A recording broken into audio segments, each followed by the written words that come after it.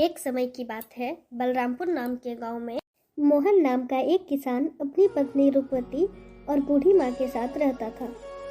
मोहन की एक छोटी बेटी भी थी जिसका नाम मुन्नी था। सोहन अपने परिवार का भरण पोषण गांव के मुन्निम जी के यहाँ मजदूरी करके क्या करता था। सोहन का घर का गुजारा बहुत मुश्किल से हो पा रहा था। सोहन के पास थोड़ी सी जमीन थी जिस पर रूपवती तरह तरह के सब्जियां फल उगाती और गांव के बाजारों में सब्जियां और फल बेच आती थी। सारे बलराम वासी रूपवती से ही सब्जियां और फल खरीदते थे। सब्जी ले लो, फल और सब्जी ले लो, ताजा ताजा सब्जी ले लो, फल और सब्जी ले लो, सब्जी ले लो, हरी भरी ताजे ताजे फल और सब्जियां ले लो, हरी भरी सब्जियां 25 रुपया किलो, सब्जी ले लो, सब्जी ले लो, सिर्फ 25 रुपया किलो फल और सब्जी ले लो। अरे रुकवती, कैसी हो? घर में सब तो ठीक है ना? और मुन्नी कैसी है? मदन काका, मैं ठीक हूँ और घर में भी सब ठीक है। मुन्नी भी बिल्कुल ठीक है। काका और बताओ, आज बाजार कैसे आना हुआ और काकी कहाँ है? क्या बताऊं रुकवती, तुम्हारी काकी किसी काम से दूसरे गांव गई है। इस कारण रसोई का सारा काम मुझे ही करना पड़ रहा है। तो सोचा क्यों ना बाजार से सारा सामान लेते चलो। तो ये बात है मदन काका। अच्छा रुकवती, तुम ये बताओ टमाटर कैसे किलो बेच रही हो? रोज की तरह 25 रुपया किलो ही बेच रही हूँ काका। अच्छा, ऐसा करो रुकवती, मुझे 1 किलो टमाटर दे दो। क्यों नहीं काका, देती हूँ। इतना कहकर रूपवती मदन काका को 1 किलो टमाटर दे देती है और बदले में रूपवती पैसा ले लेती है। खेतों में एक पुराना कुआं था जो कि सालों भर सूखा रहता, उसमें एक बूंद भी पानी नहीं रहता। कारण रूपवती दूसरे के कुएं का पानी अपने खेतों में सिंचाई करती।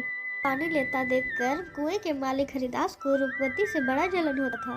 एक दिन जब रूपवती खेतों में मेहनत से काम कर रही थी, तभी वहाँ कुएं का मालिक हरिदास आता है और रूपवती से कहता है, अरे रूपवती, कैसी हो और खेतों का काम कैसा चल रहा है? मैं ठीक हूँ हरिदास चाचा, और खेतों का काम भी ठीक ही चल रहा है।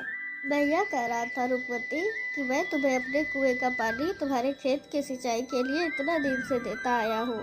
अब मैं तुम्हें अपने कुएं का पानी नहीं दे सकता क्योंकि अब गर्मियों का समय आने वाला है और मेरे कुएं का पानी बहुत कम हो गया है। लेकिन हरिदास चाचा, अभी गर्मियों का समय आने में 2-3 महीना बाकी है। तब तक मैं अपना खेतों का काम कैसे करूंगी, आप ही बताइए चाचा। मैं कुछ नहीं जानता रूपवती, ये तुम्हारी दिक्कत है, तुम ही समझो। मैं तुम्हें अपने कुएं का पानी नहीं दे सकता। यह सुनकर रूपवती मन ही मन बहुत दुखी हो जाती और घर जाकर अपने पति को सारी बातें बताती है। ये क्या हो गया भाग्यवान, ये क्या परेशानी आ पड़ी? अब हमारा घर का गुजारा कैसे होगा?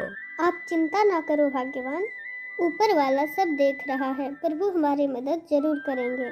अच्छा ठीक है रुकवती, तुम जाके आराम करो, मैं हरिदास चाचा से मिलकर आता हूँ। यह कहकर मोहन हरिदास चाचा से मिलने उनके घर की ओर निकल पड़ता है। हरिदास काका, अरे ओ हरिदास काका, घर में हो कि नहीं? अरे कौन हो भाई, रुको आता हूँ। अरे सोहन, तुम बोलो, मेरे घर कैसे आना हुआ? हरिदास काका, मुझे रुकवती ने बताया कि आप मुझे कुएं का पानी देने से मना कर दिया। हाँ सोहन, ये बात सच है कि मैंने रुकवती को अपने कुएं का पानी लेने से मना कर दिया। ऐसा क्या हो गया हरिदास काका? देखो सोहन, मैं तुम्हें कई सालों से अपने कुएं का पानी देते आ रहा हूँ और अब गर्मियों का समय आने वाला है। मेरे कुएं का पानी सूखकर बिल्कुल कम हो गया है। अगर मैं तुम्हें अपने कुएं का पानी देता हूँ तो मुझे गर्मियों में बहुत परेशानी होगी। लेकिन हरिदास काका, अभी गर्मियां आने में 2-3 महीना का समय है, तब तक मेरे खेतों का क्या होगा? मैं कुछ नहीं जानता सोहन, ये तुम्हारी समस्या है। मैं रूपवती को भी बोल दिया था कि मैं अपने कुएं का पानी नहीं दे सकता। हरिदास काका को कुएं का पानी देने के लिए सोहन बहुत कोशिश करता है, मनाता है, लेकिन काका नहीं मानते हैं। फिर सोहन दुखी होकर के थक हार के अपने घर की ओर चले जाता है। क्या हुआ? हरिदास काका ने क्या कहा? रूपवती, हरिदास काका ने पानी देने से मना कर दिया। कह रहे थे कि मैं तुम्हें पानी दे दूंगा तो गर्मियों में मुझे बहुत परेशानी होगी। पानी के बिना क्या होगा भाग्यवान? हमारे सारे खेत तो सूख जाएंगे और हमारा गुजारा कैसे होगा? अच्छा, वो जो हमारा पुराना कुआं है उसको खुदवाने में कितना खर्च पड़ेगा?